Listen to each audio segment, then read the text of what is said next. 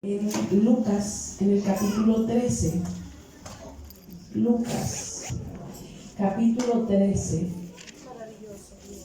en el verso 10, ahí vamos a compartir la palabra del Señor.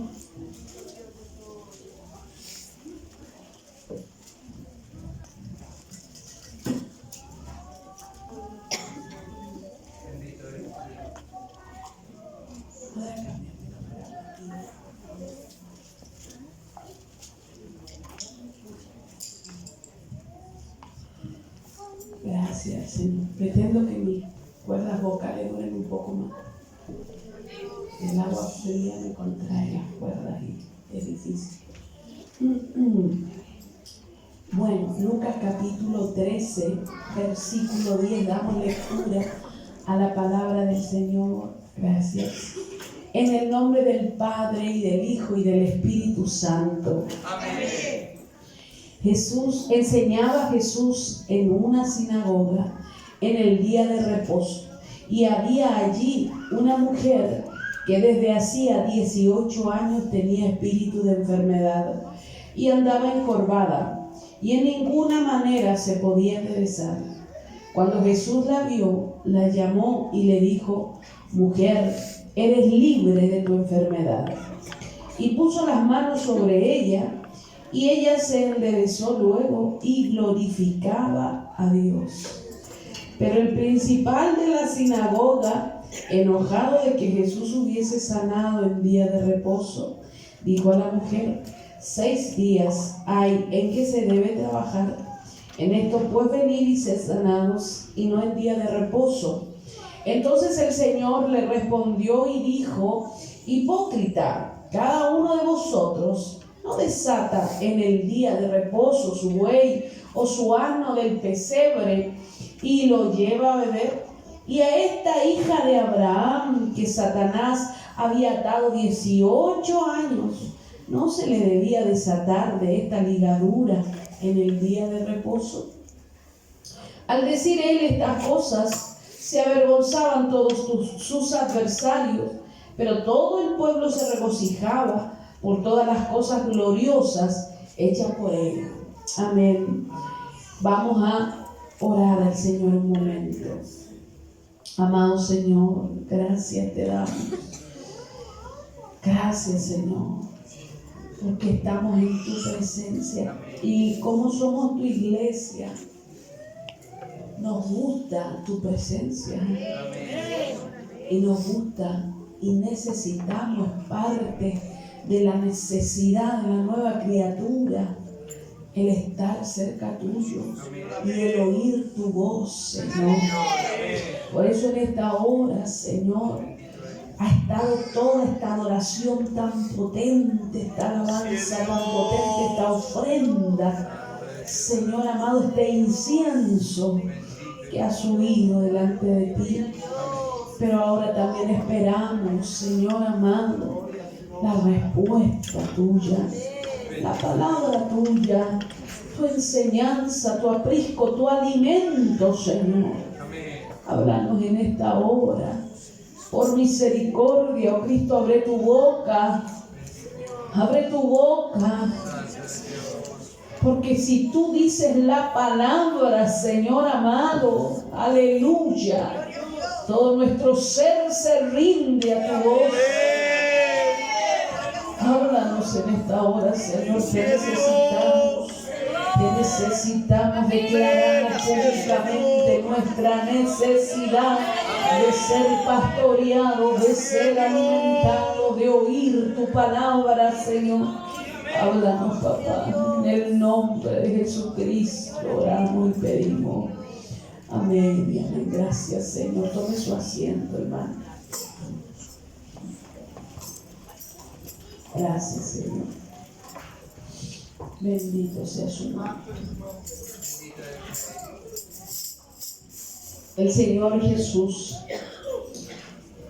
en esta ocasión en la que leímos este pasaje, está en la sinagoga enseñando. Y esto significa que está en un buen momento de su ministerio, en el sentido de que todavía no comienzan los tiempos tan difíciles. porque hubo un periodo en el que el Señor llegó a un clímax ministerial en que las multitudes lo seguían, en que todo el mundo quería estar cerca de él. Pero después que conocieron el peso de la palabra, lo empezaron a abandonar. Y empezaron a perseguirlo y empezaron a planificar su muerte y buscaban ocasión para poder acusarlo, calumniarlo, asesinarlo. En muchas ocasiones él se escondió en los patios del templo y no lo pudieron tomar después de enseñar.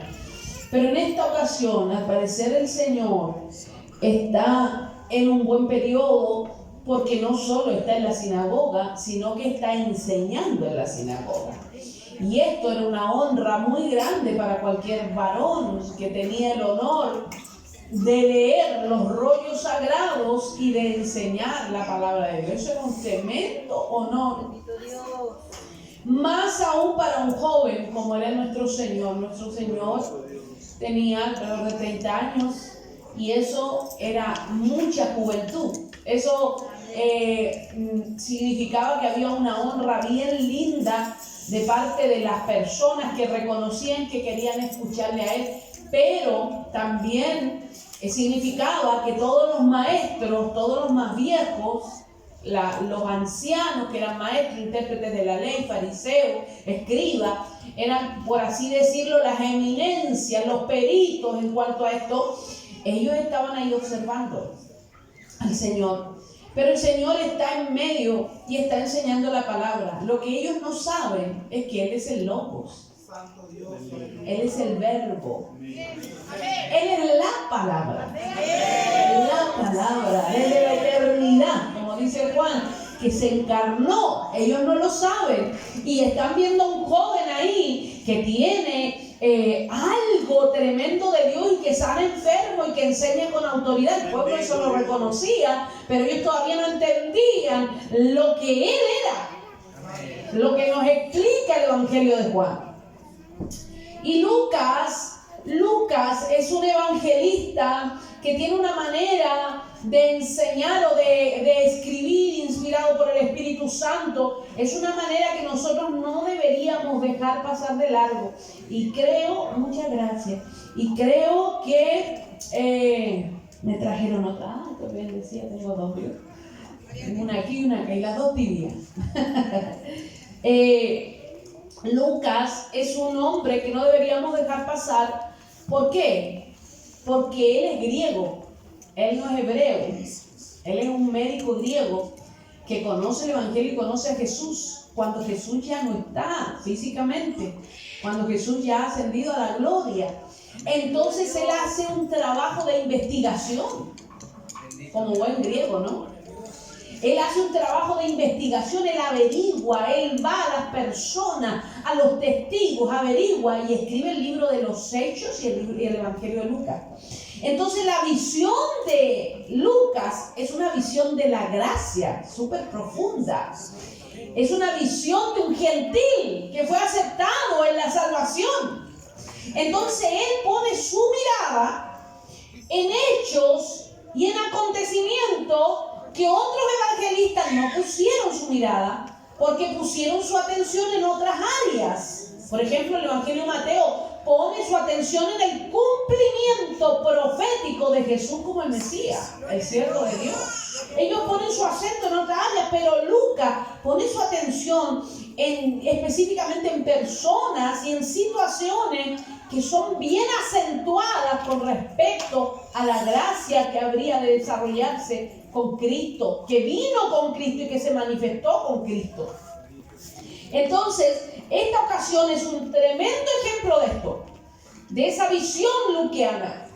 El Señor está en medio de la sinagoga enseñando, pero sin embargo, Él ha puesto atención sobre alguien en ese lugar.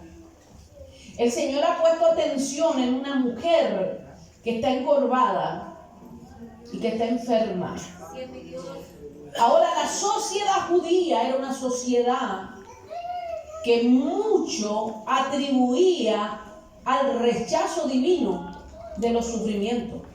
Si una mujer quedaba viuda, era porque Dios la había castigado. Si era estéril, es porque Dios la había abandonado.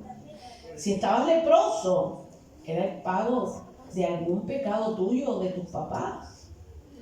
Entonces había un ojo que prejuiciaba. Recuerden el Evangelio de Juan, capítulo 9, si no me equivoco, cuando los discípulos le dicen: ¿por qué este hombre nació ciego, Señor?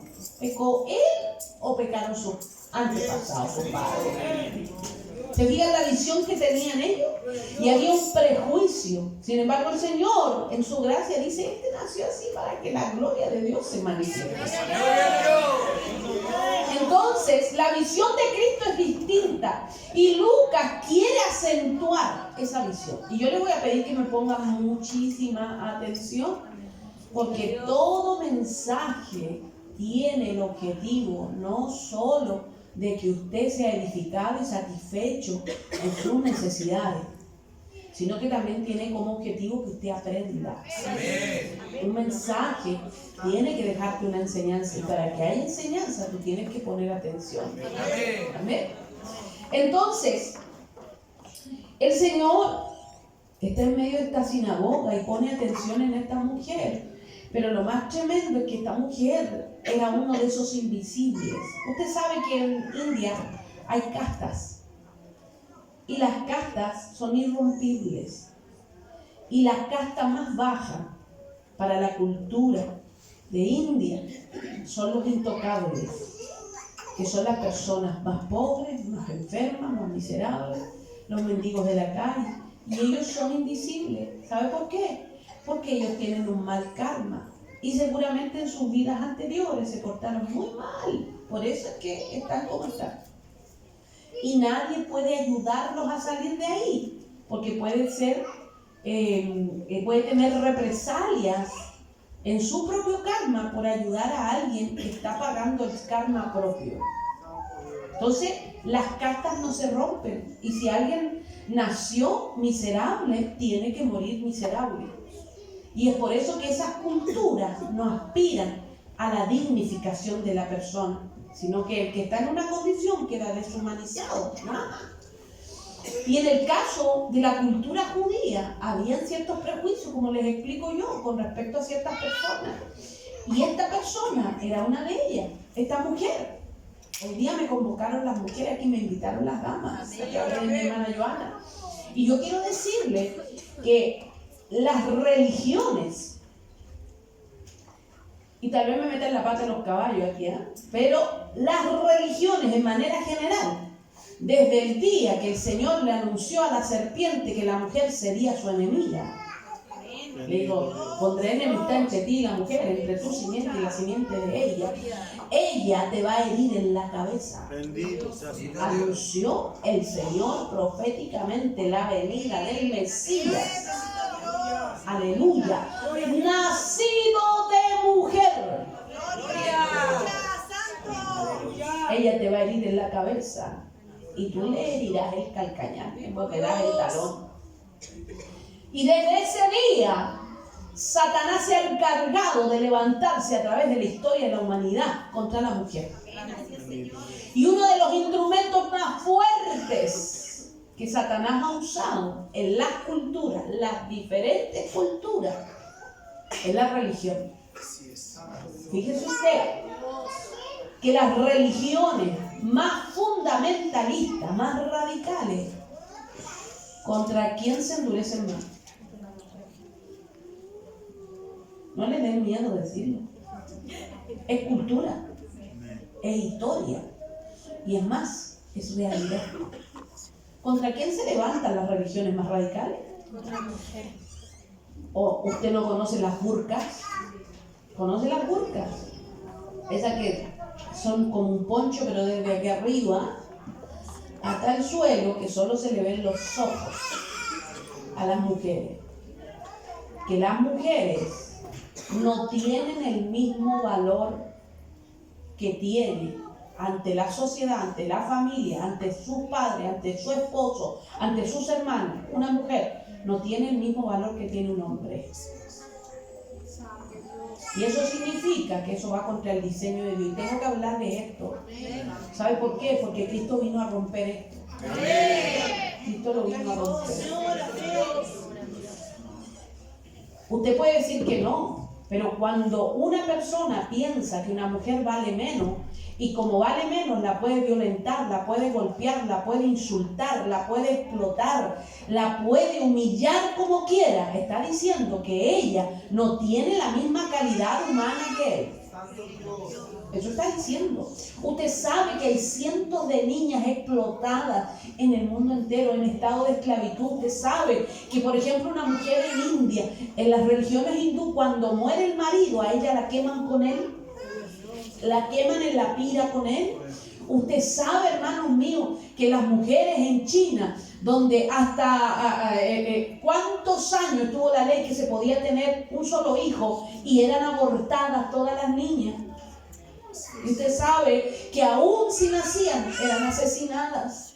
Y usted sabe que hoy día hay escasez de mujeres en China, porque mataron a tantas niñas, las abortaron tanto que hoy hay escasez de esposas. ¿Y saben lo que hacen? Hay mercenarios que se meten a los países vecinos y sabe a quienes raptan de las familias y las venden como si fuesen carne por kilo a las muchachas de los países de los lados. Niñas de 8, 9 años, 10 años, 12 años son vendidas. ¿Sabe usted que en las guerras civiles de África las tribus se levantan y son violentadas y robadas las niñas de 5 años, de 10 años, de 12 años, de 20 años? Son robadas, son ultrajadas, son, hermanos míos, marcadas físicamente de maneras que ni siquiera puedo repetir aquí.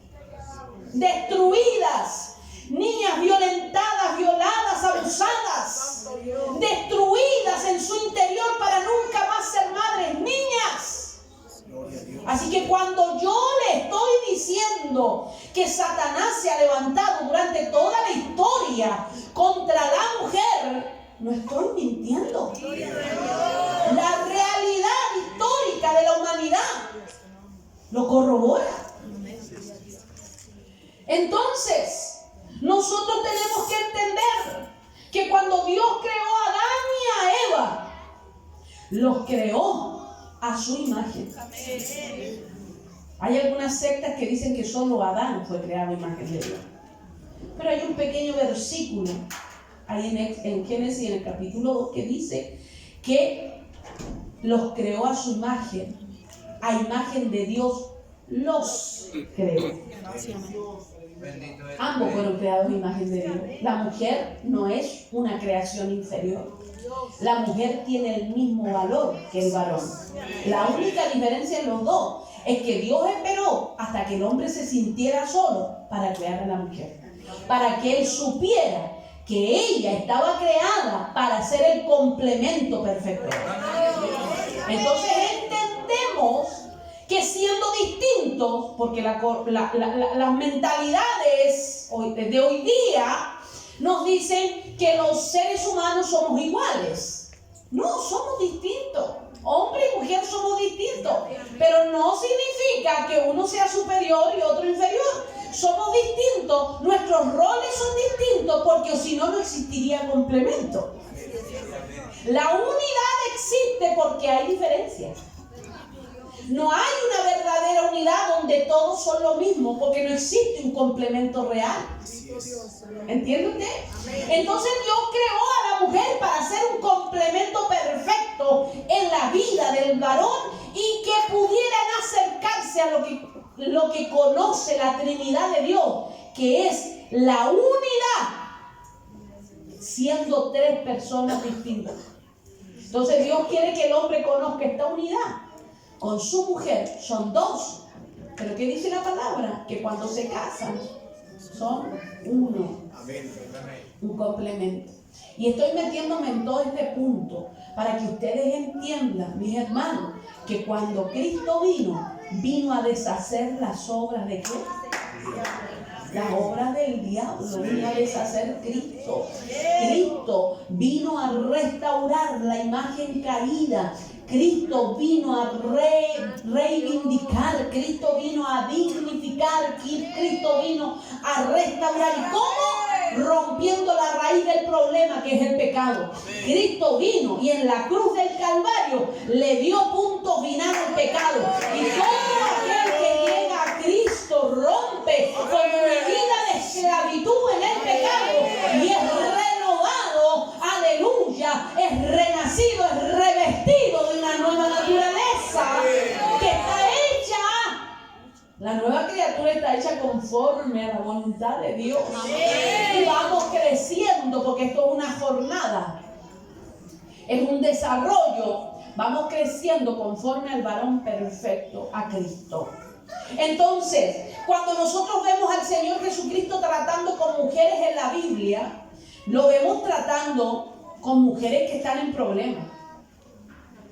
Cuando Él dice en Juan capítulo 4 que tiene necesidad de ir por Samaria y cruzar Samaria, cuando ningún judío cruzaba Samaria, sino que le daban la vuelta y caminaban muchísimo más para no toparse con un samaritano. Pero sin embargo Él dice, me es necesario pasar por Samaria, y se sienta ahí al lado del pozo de la ciudad de Sicar, afuera de la ciudad de Sicar, y no se mueve de ahí hasta que llega una mujer con una necesidad tremenda, pero tremenda, de que alguien la sane, la restaure, la reivindique, la rescate.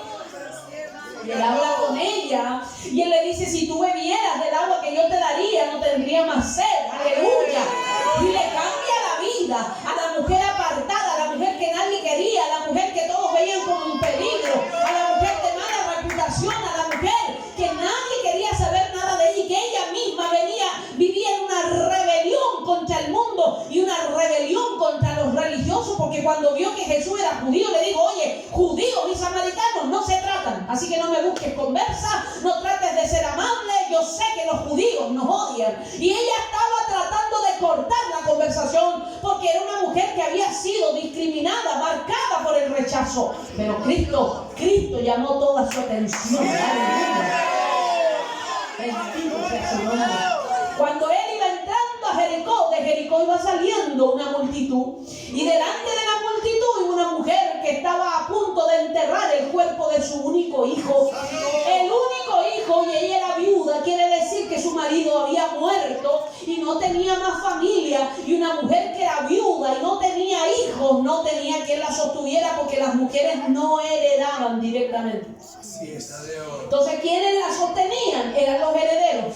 Y este hombre no había tenido heredad, y ella, la única posibilidad que tenía de ser rescatada era la que tuvo Noemí. ¿Me está poniendo atención? La que tuvo Noemí cuando Booz rescató a Noemí y a Ruth por medio de la ley que decía el pariente cercano, el Goel. Ella, la única oportunidad que tenía era que alguien tuviera misericordia y dijera, yo me voy a quedar con todo lo que heredó el muerto, todo lo que dejó el muerto, porque soy un pariente de él, pero además me voy a encargar de sostener a esta viuda. Amén, gloria a Dios. Pero parece que el relato está mostrando la cruda realidad, y no hay nada tan romántico como en la historia de Ruth. Tal vez la mujer ya es una mujer mayor, su hijo está muerto y la mujer va sola, y ahí la Biblia no habla de que haya pariente. Y la mujer sabe que con su hijo no solo está enterrando a su hijo, que ese ya es un dolor gigante. Gigante.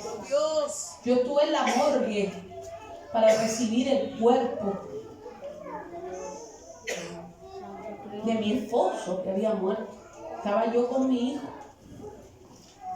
Estuve todo el día, desde las 8 de la mañana, eran las 6 de la tarde y yo todavía estaba allí.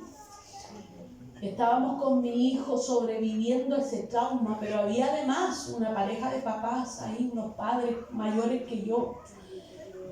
Y ellos estaban ahí también, y de repente avisaron que nos iban a dejar ver los cuerpos antes de vestirlos. Los asoman por una bandeja y tú los miras y te despides y luego los sacan de ahí. Y a ellos les tocó primero porque ellos estaban antes que nosotros. Y escuchen, mire, nunca me he podido, ni voy a olvidarme en mi vida de los gritos de esa mamá. No me voy a olvidar en mi vida, porque esa mujer le asomaron a su hijo y a su hijo le habían reventado la cabeza a balazos. Y ella gritaba, hermano, gritaba de una manera desgarradora y le decía a su esposo: mira cómo lo dejaron, mira cómo lo dejaron. Y gritaba y gritaba y gritaba. ¿Sabe que yo no pude con eso? Yo me abracé de mi hijo y empecé a clamar, a clamar, a clamar, a clamar, porque era insoportable el dolor de esa mujer. Y ni decir el de su padre, hermano, como ese hombre gritaba que iba a ser venganza, y lloraban, hermano. Imagínense lo que es perder a tu único hijo, que se te muera tu único hijo, y que además no tengas marido para consolarte y que se preocupe de ti, y además de eso no tengas nadie que quiera hacer misericordia contigo. Esa fue la mujer que vio Jesús. Y cuando vio, no se acercó a ningún hombre, se acercó a ella. Se agachó, seguro donde ella estaba, ella ni sabía quién estaba alrededor de dolor. Bendito Dios. El Señor se acercó y le dijo: no llores. Bendito Dios. Aleluya. Gloria. Poderoso de Dios. Quiero que conozcas a Cristo. Quiero que conozcas a Cristo en la profundidad de su gracia. La otra mujer es esta que ha gastado todo el médico. Tiene flujo de sangre. Sabe que si no sucede algo va a morir. Aparte de eso, la ley dice que ella es inmunda. La ley era una ley que protegía a la sociedad judía y decía que las mujeres, mientras estaban en su periodo, estaban purificándose, así que tenían que apartarse por 7 días hasta que pudieran estar limpias, purificadas. Y eso, hermanos míos, yo quisiera que hoy día fuera una ley. Es una bendición, ¿o no, hermano? Pero hoy día nosotros seguimos funcionando 7 días y no importa, y seguimos funcionando y trabajando y siendo mamá y siendo todo. La ley protegía a la sociedad y protegía a la mujer, pero el abuso de la ley decía que esta mujer, como estaba sangrando hemorrágicamente hacía 12 años, continuaba en un estado de impureza, y el que la tocara a ella quedaba impura. Así que era una mujer que durante 12 años no tenía afecto, tenía abandono, tenía tristeza, no tenía dinero, ya no tenía nada. Lo único que le quedaba era la esperanza, la fe de que ese hombre usado por Dios iba a hacer algo por ella.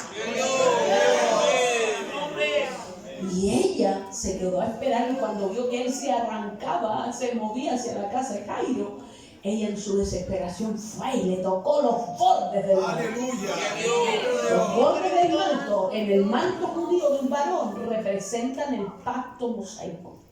Representan el pacto de Dios con Israel. Oye, Israel, el Señor tu Dios, el Señor uno es. Representan el pacto.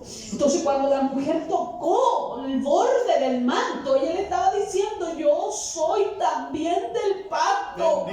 Aunque esté sangrando, aunque mi útero esté enfermo, yo soy del pacto. No te olvides de mí. Y el Señor se detuvo. ¡Oh, aleluya! Bendito sea su nombre. Nuestro Señor está pendiente de las situaciones que al resto le incomodan, que a la religión le estorba, que a la visión cuadrada de mucha gente le es un estorbo y es invisible. La persona que tiene problemas es un invisible. Hermano mío, ¿cuántas iglesias se incomodan con los borrachos que entran a las iglesias? A los borrachitos les encantan las iglesias, hermano, y les encanta la música de las iglesias, y entran y bailan, las bailan todas. ¿Y cuántas iglesias se incomodan?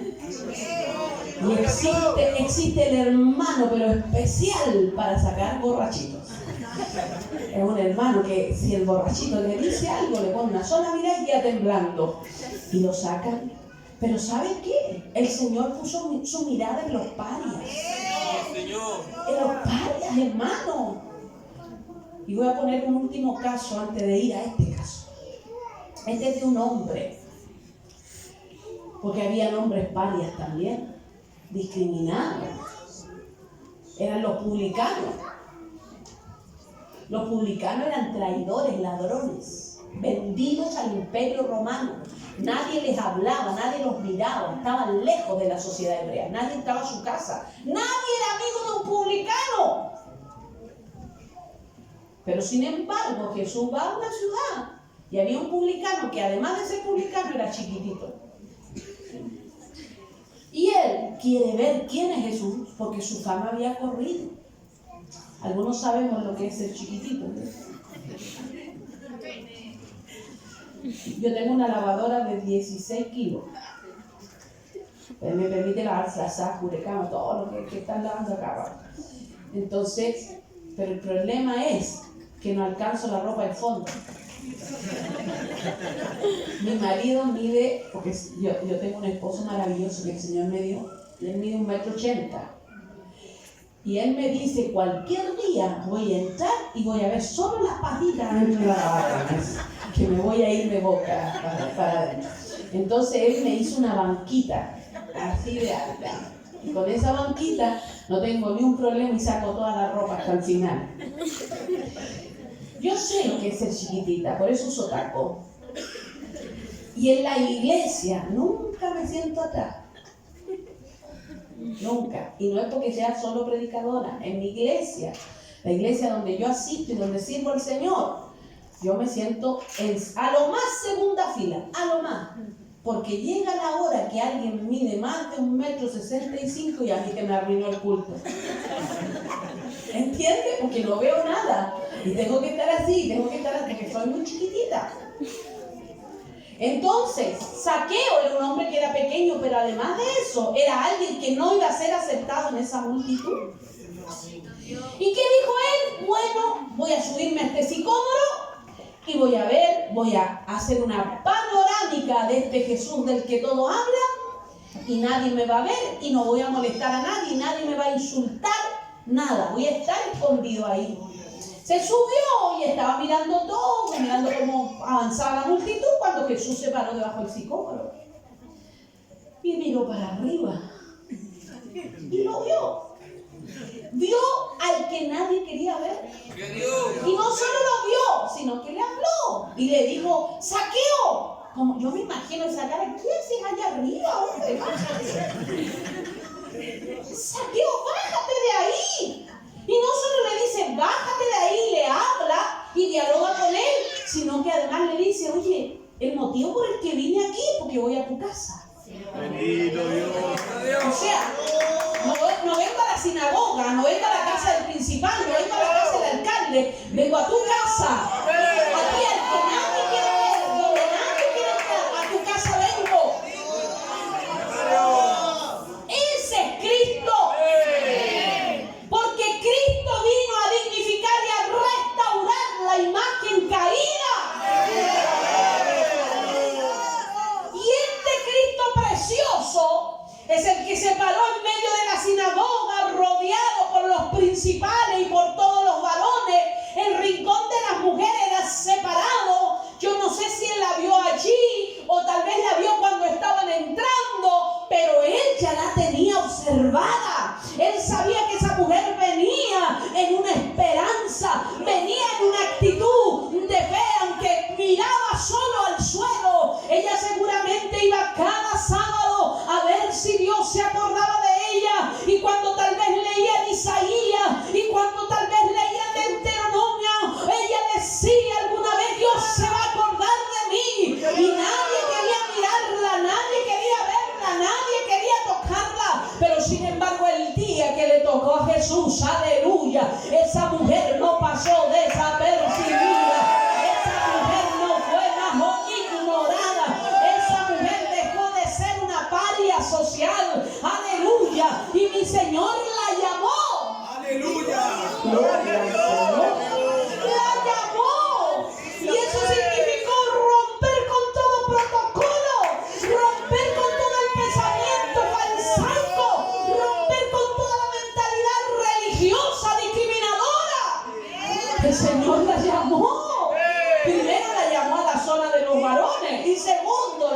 estamos cerca de los rollos sagrados.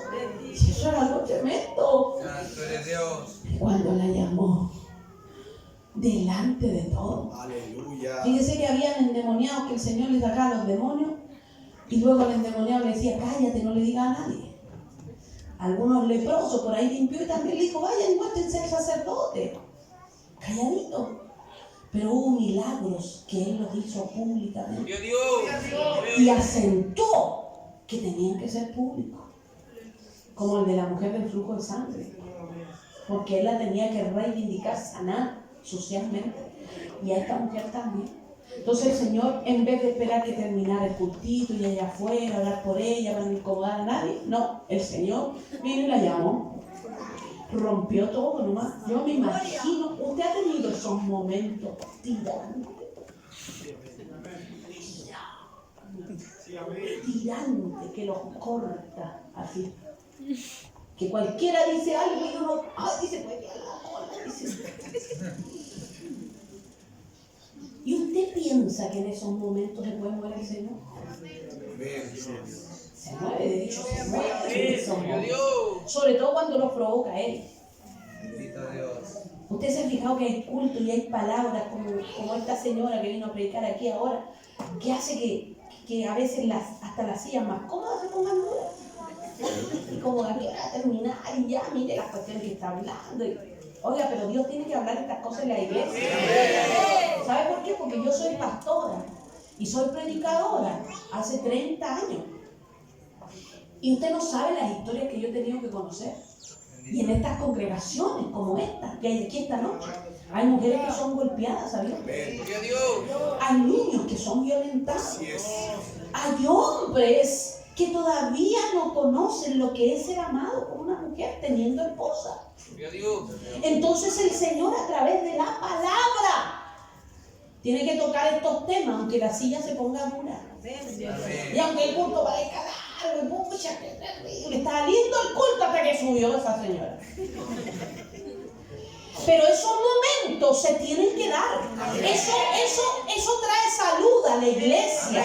Y estoy poniéndome, por ejemplo, porque estoy aquí yo ahora, pero esto tiene que suceder con los que ministran la palabra, porque la palabra no viene solo a satisfacer emocionalmente, sino que la palabra viene a tocar las áreas en las que necesitamos ser perfeccionados como hijos de Dios. Aleluya. Esta mujer fue llamada por el Señor porque el Señor tenía que romperle la mentalidad estrecha que tenían aquellos hombres que podían estar viendo muriéndose a alguien al lado y no eran capaces de hacer misericordia. ¡Oh, aleluya!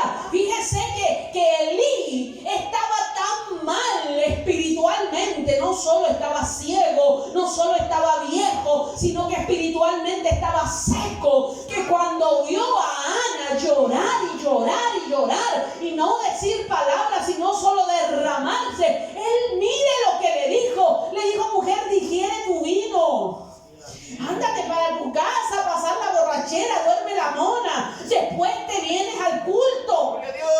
Imagínese la ceguera.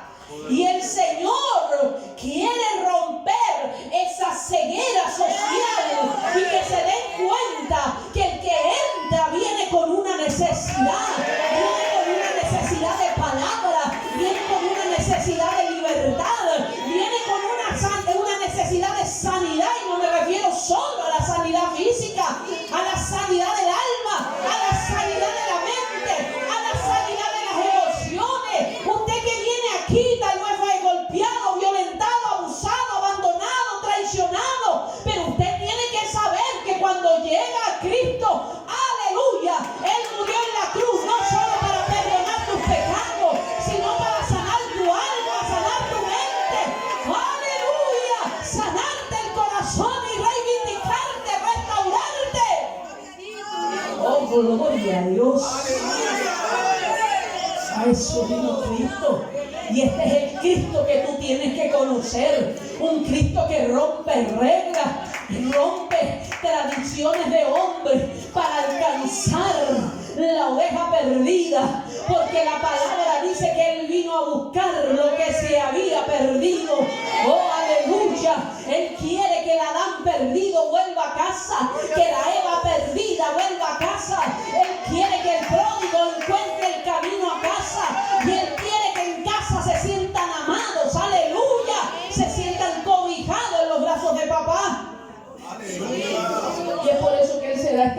maravilloso.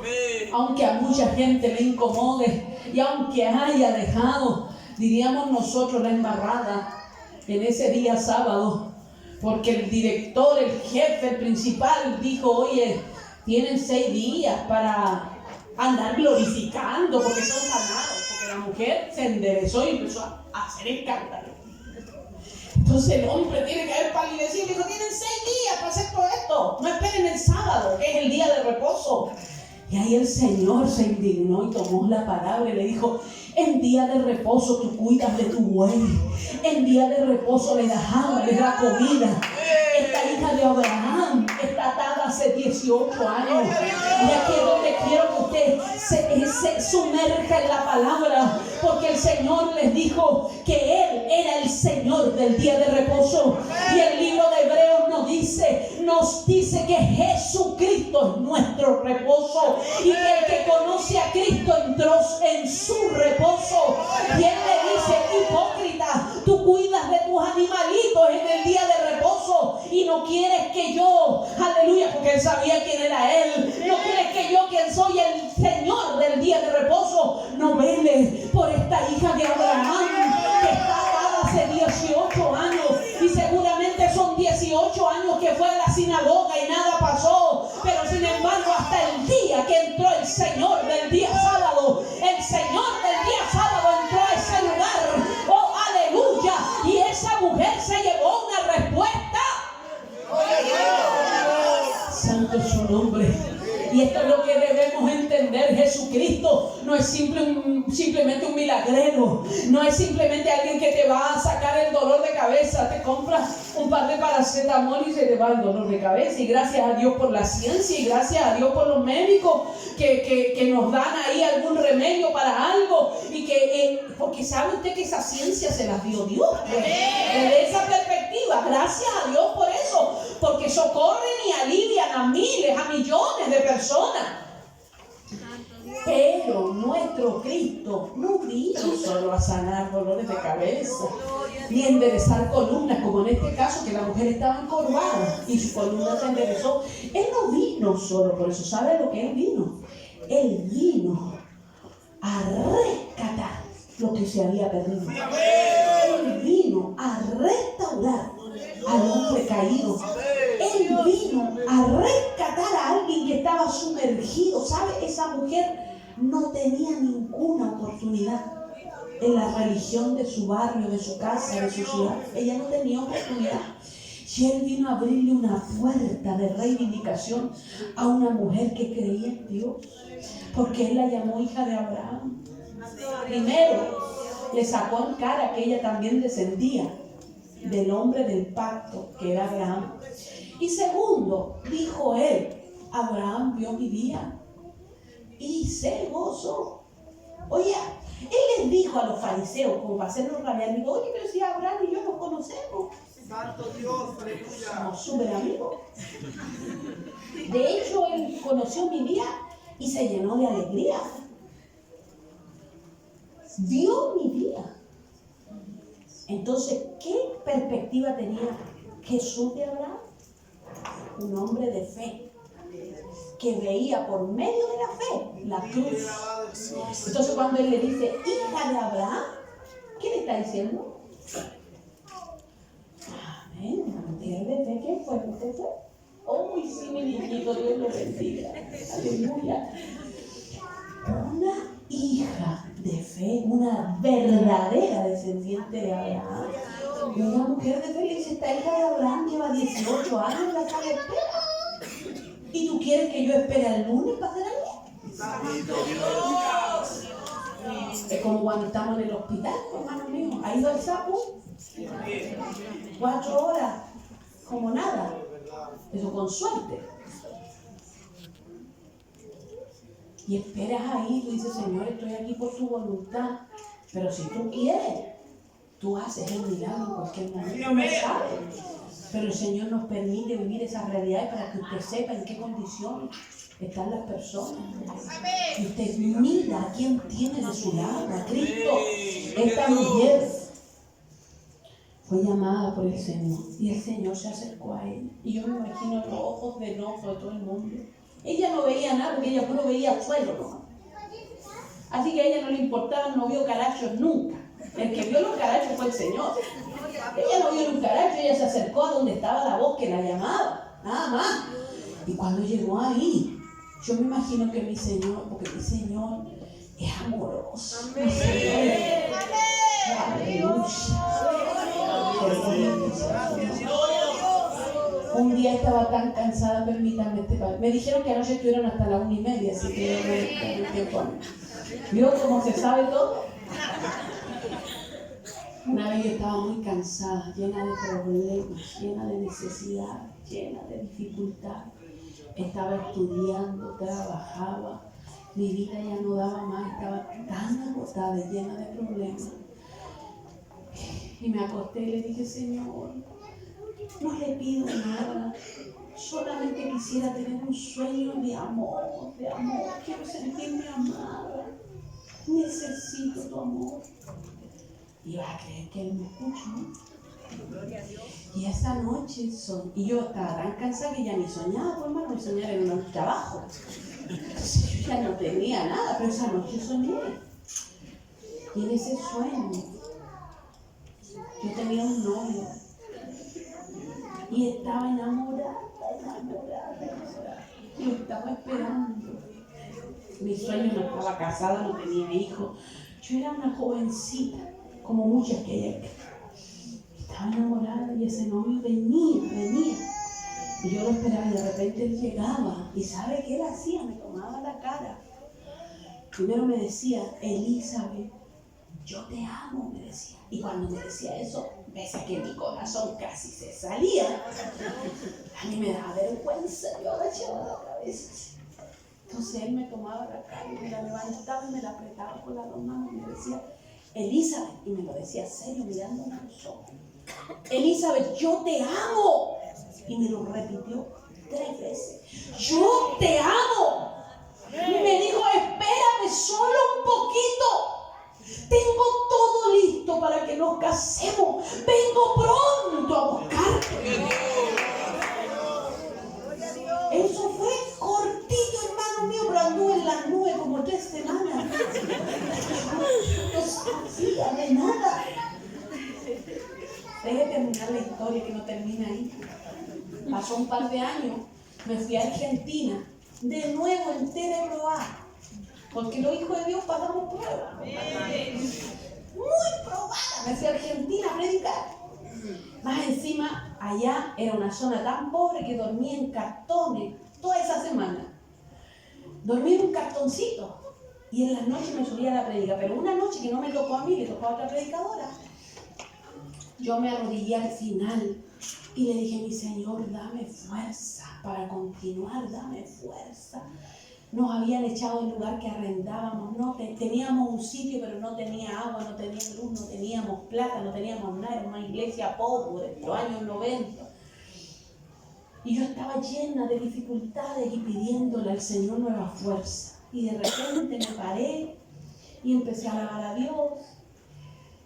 Y se acercó un jovencito, como de unos 12 años, 13 años, que es tan flaco y largo,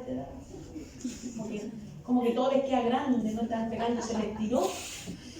Y un flaquito así se acercó, más alto que yo, y me abrazó.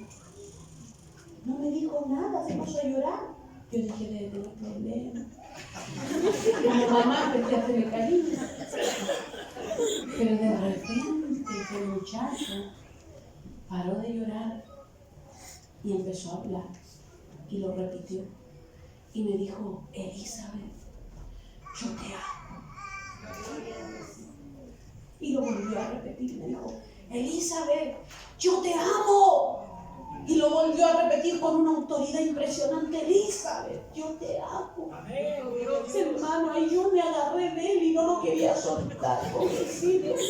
Y yo lloraba, era mi Señor. Y yo conocí su voz. Conocí la voz de mi amado, aleluya. Que usó a ese muchachito para consolarme y fortalecerme. En ese lugar el Señor me regaló un templo completo, hasta con banca.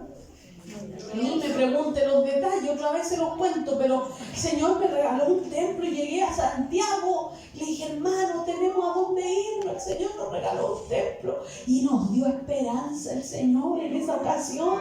Seguimos adelante. El Señor Jesucristo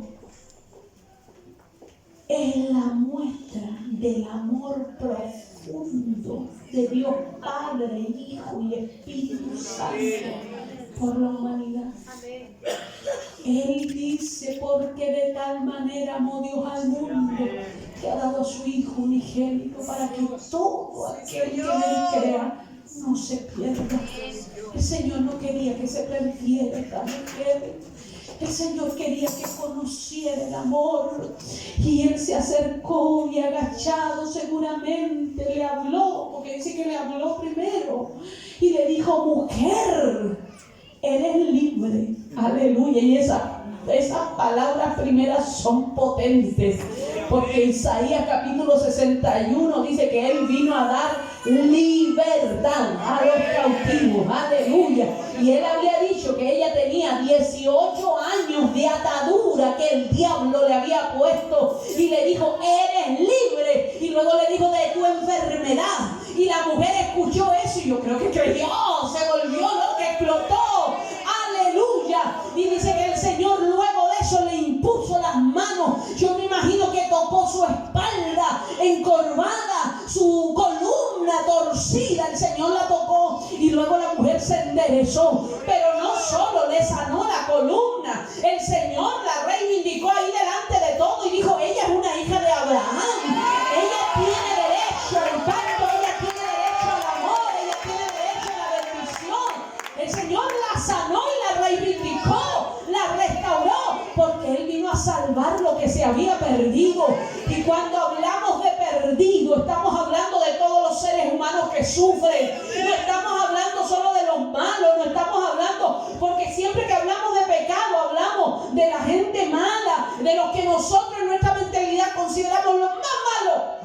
Pero la verdad es que el pecado hace sufrir al prójimo, porque si alguien roba, deja a alguien sufriendo. Si alguien violenta, deja a alguien sufriendo. Si alguien dice grosería, alguien es golpeado por esa grosería.